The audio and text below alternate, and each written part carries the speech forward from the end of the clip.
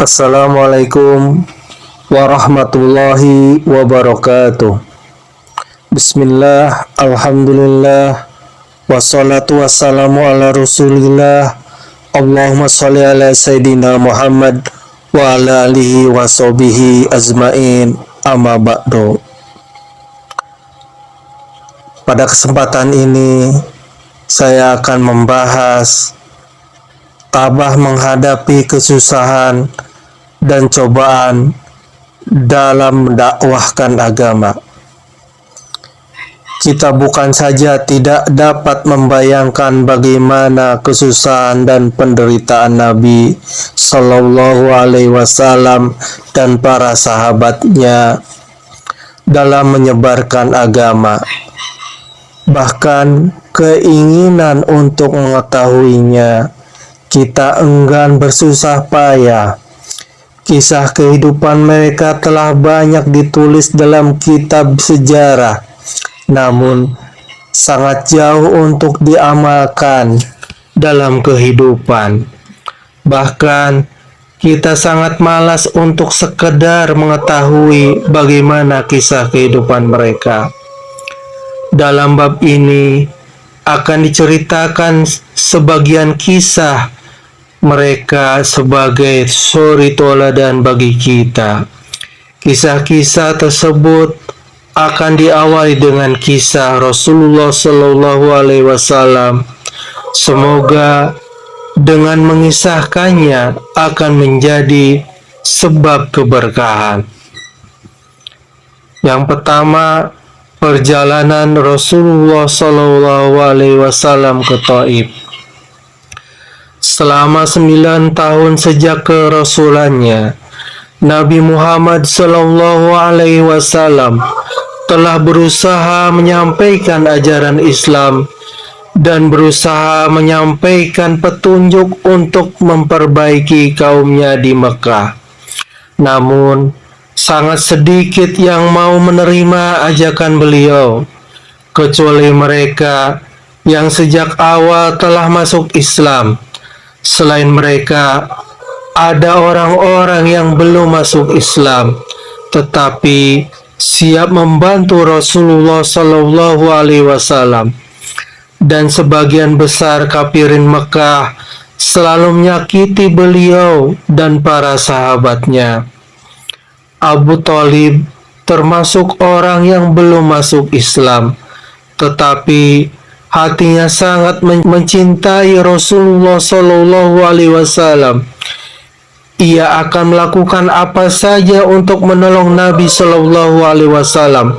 Pada tahun ke-10 kenabian, ketika Abu Thalib meninggal dunia, kaum kufar semakin leluasa untuk mencegah perkembangan Islam dan menyakiti kaum muslimin. Karena keadaan tersebut, Rasulullah Shallallahu Alaihi Wasallam pergi ke Taif.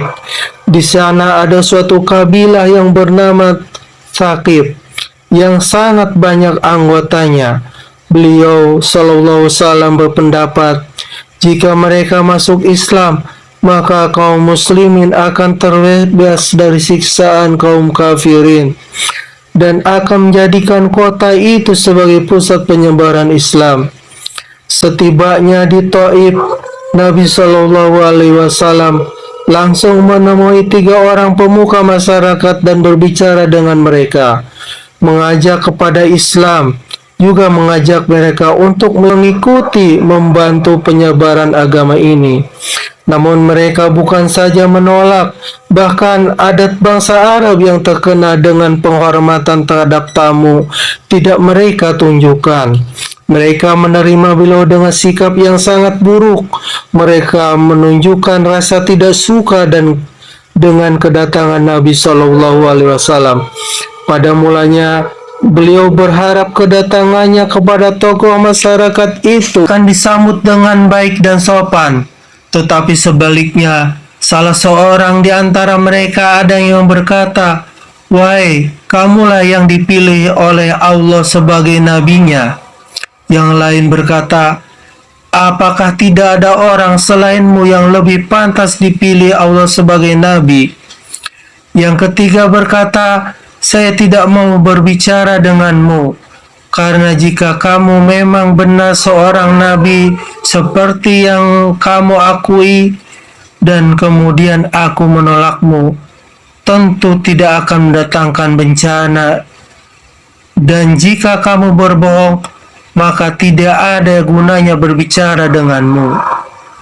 Setelah menemui mereka yang sulit untuk diharapkan itu, Nabi Muhammad SAW berharap agar dapat berbicara dengan selain mereka. Inilah sifat Nabi SAW yang selalu bersungguh-sungguh, teguh pendirian, dan tidak mudah berputus asa. Ternyata tidak satu pun mereka yang mau menerima beliau. Bahkan mereka membentak Rasulullah SAW, "Keluarlah kamu dari kampung ini, pergilah kemana saja sesukamu." Ketika Nabi SAW sudah tidak dapat mengharapkan mereka dan bersiap-siap akan meninggalkan mereka, mereka telah menyuruh para pemuda kota agar mengikuti Nabi SAW, lalu mengganggu, mencaci, serta melempari beliau dengan batu, sehingga sandal beliau penuh dengan darah.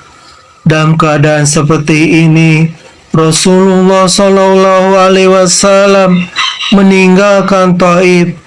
Ketika pulang, Rasulullah SAW menjumpai suatu tempat yang dianggap aman dari kejahatan mereka. Beliau SAW berdoa kepada Allah Subhanahu wa Ta'ala, "Ya Allah, aku mengadukan kepadamu kelemahan kekuatanku dan sedikitnya daya upayaku pada pandangan manusia. Wahai yang Maha Rahim dari sekalian Rahimin, Engkaulah Tuhannya orang-orang yang merasa lemah, dan Engkaulah Tuhanku.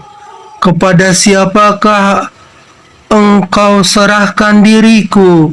Kepada musuh yang akan menguasaiku, atau kepada keluargaku yang Engkau berikan segala urusanku?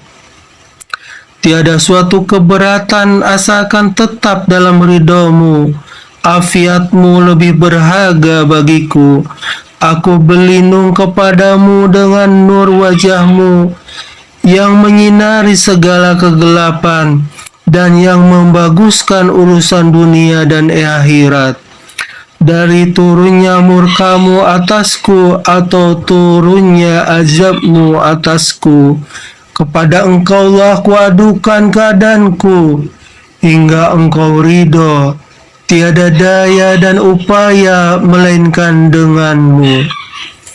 Demikian sedihnya doa Nabi SAW, sehingga Jibril alaihissalam datang memberi salam kepada beliau dan berkata, "Allah Subhanahu wa Ta'ala telah mendengarkan perbincanganmu dengan kaummu, dan Allah juga mendengar jawaban mereka, dan Dia telah mengutus kepadamu malaikat penjaga gunung agar siap melaksanakan apapun perintahmu kepadanya."